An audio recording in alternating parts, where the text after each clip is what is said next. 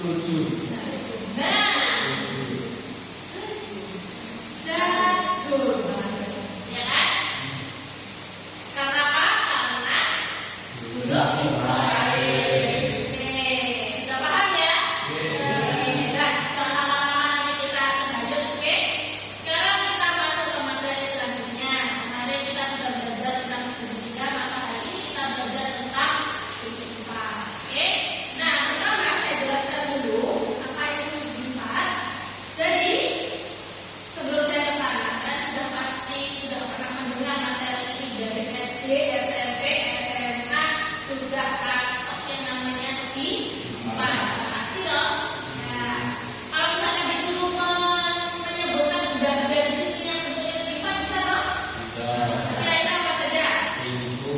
Pintu, oke. Tulis, oke, siap. Jadi banyak ya, meja, dan seterusnya. Jadi tempat jadinya aja ya, jangan sampai bawah. Bawah nanti kita bisa ya.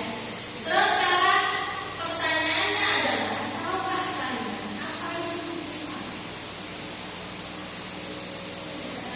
Apa itu segi 4? Segi 4, contohnya ini adalah segi 4. Oke, apa itu segi 4?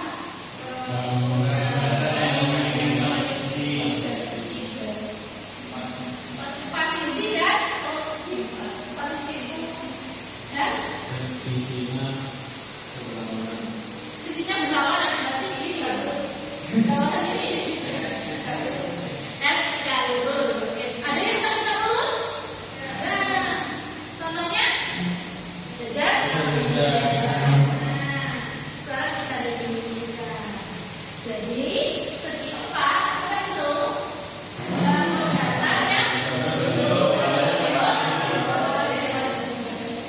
Oleh 4 ruas garis yang ditentukan oleh 4 buah titik.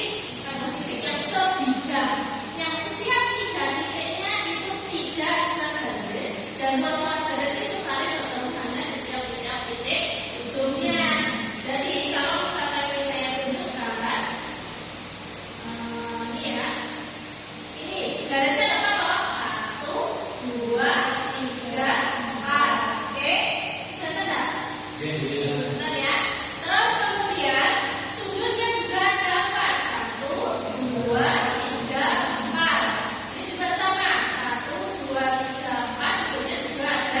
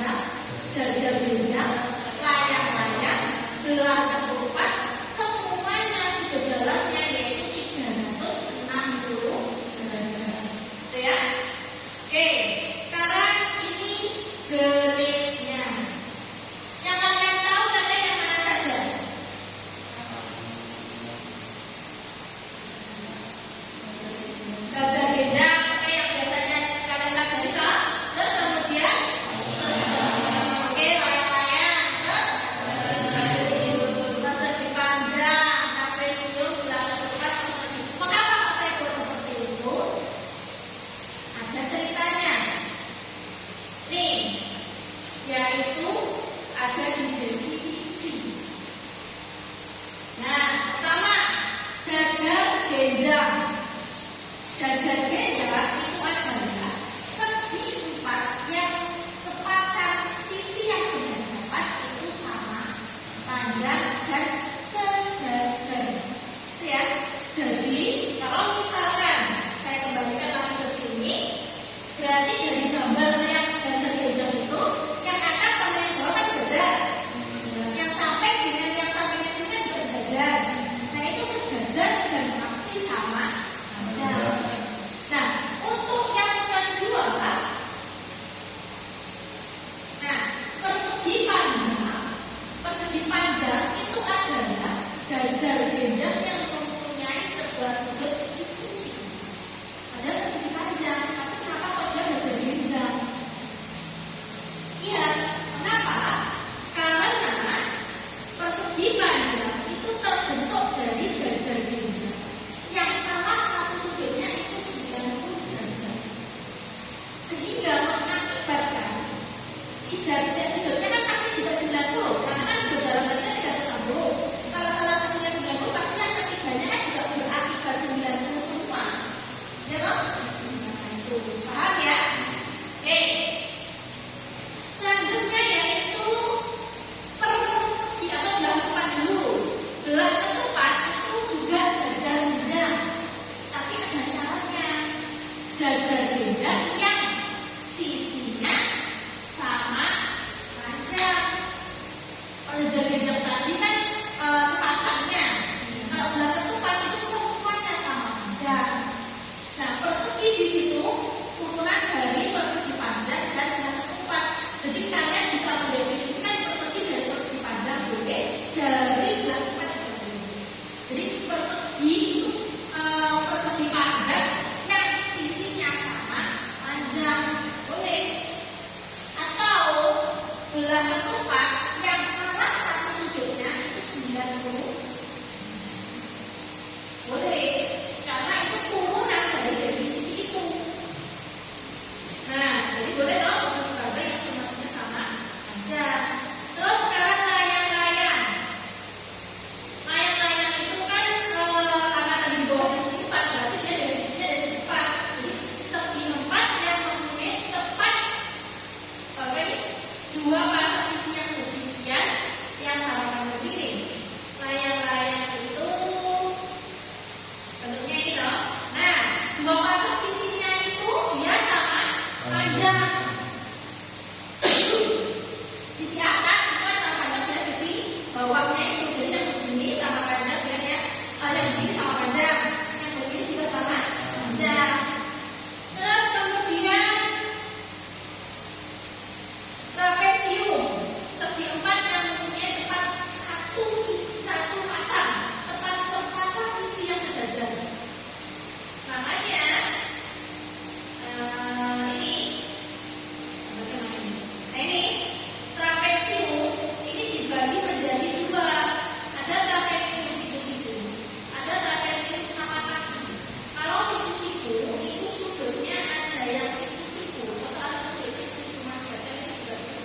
Terus kemudian yang di sini itu sama panjang kakinya, ya.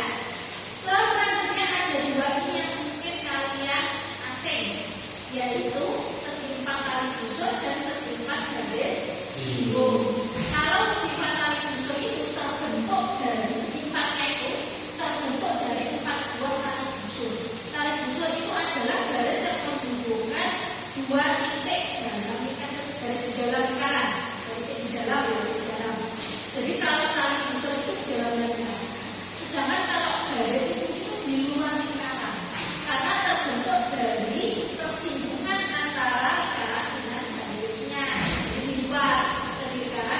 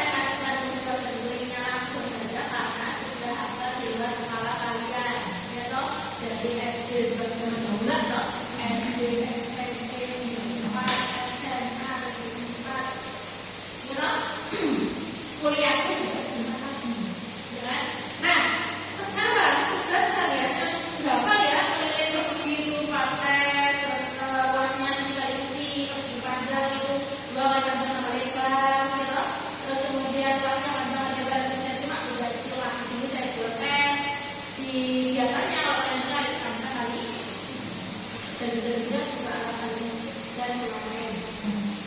Nah, selanjutnya pertanyaannya adalah bagaimana rumus keliling dan luas pipa darah didapatkan? Mengapa? Contohnya kayak didapatkan itu artinya kok bisa gitu. Jadi mengapa rumus luas tersebut disisikan di sisi? Kenapa? Alasannya itu apa? Jangan aja persegi saja, nanti persegi panjang juga. Kenapa kok panjang kali ini? Kenapa kok luas beda-beda itu alas kali ini? Kenapa kok luas beda ratio itu setengah kali dan A sebagai kalikan T? Nah, mengapa kok luasnya belakang depan sama yang lain kenapa ya udah satu ya udah dua? Kenapa? Mengapa itu? Apa? Bedanya di mana? Oh ya, oke boleh. Tapi di sini nanti, hari ini sekarang saya akan membagikan kelompok. Ini nanti dibagi menjadi 4 kelompok. Nanti silakan di sini ada modul dan KS-nya dikerjakan. Terus kemudian nanti presentasi. Oke, di sini untuk menentukan luas dan keliling. Ya, oke. Sekarang saya balik. Kemarin kan kelompoknya sudah saya kasih loh. Kemarin sudah saya kasih, jadi silakan nanti tinggal dikerjakan. Oke. Jadi ini apa namanya berkelompoknya ya, berkumpul dengan kelompoknya masing-masing. Ayo, berkumpul dengan kelompoknya masing-masing di belakang. Terus ini yang belakang. Nah, kalau sudah, silakan dikerjakan selama 20 menit. Oh, 15 menit cukup ya, banyak juga ada gitu ya. Silakan dikerjakan, oke? Diskusi bersama dengan temannya. Oke? Silakan dikerjakan dulu. Nanti yang maju saya kopiok. Ini saya sudah siapkan kopiokannya.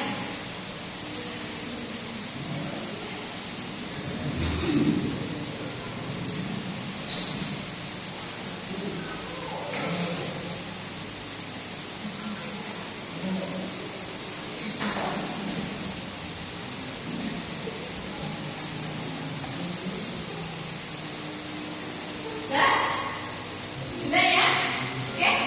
Sudah selesai? Saya tidak selesai, tapi semuanya masih ya. Nah, kalau sudah, saya siapkan kocokannya. Ini sudah saya siapkan kelompok 1 sampai kelompok 4. Nanti siapa yang maju di depan harus siap. Siap nggak siap? Harus siap. Oke? Sudah kocokannya dulu. Oke, saya baca ya. Ini saya masalahnya saya berikan juga. Sudah. Saya lihat-lihat. Kita lihat kelompok berapa yang maju nih. Nah, ternyata kelompok 2. Siapa yang kelompok 2? Silakan. Nah, silakan maju ke depan dan mempresentasikan hasilnya. Ya boleh, semuanya yang menjelaskan tapi satu aja nanti semuanya menjelaskan. Nanti yang dua silakan duduk di sini dulu boleh. Oke, silakan. Menentukan luas sangat dijelaskan. Yang satunya silakan duduk. Cepat, jangan hanya perwakilan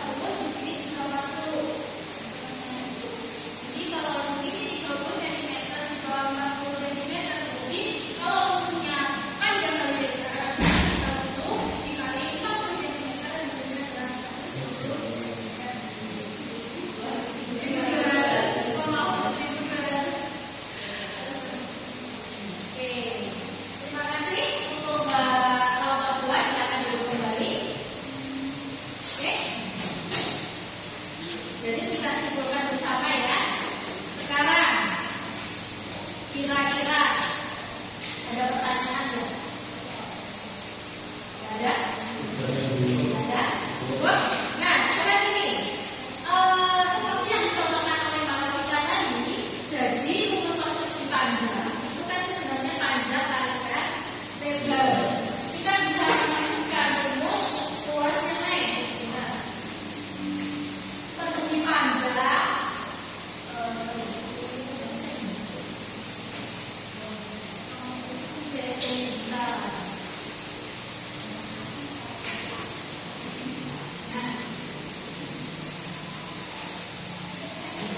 luas persegi panjang itu kan panjang ini. Oke, maka luas jajar meja itu kenapa kok alas kalikan ini? Karena jika ini saya potong di sebelah sini, terus kemudian saya pindah ke sini, otomatis seperti itu. Ya dong, kan?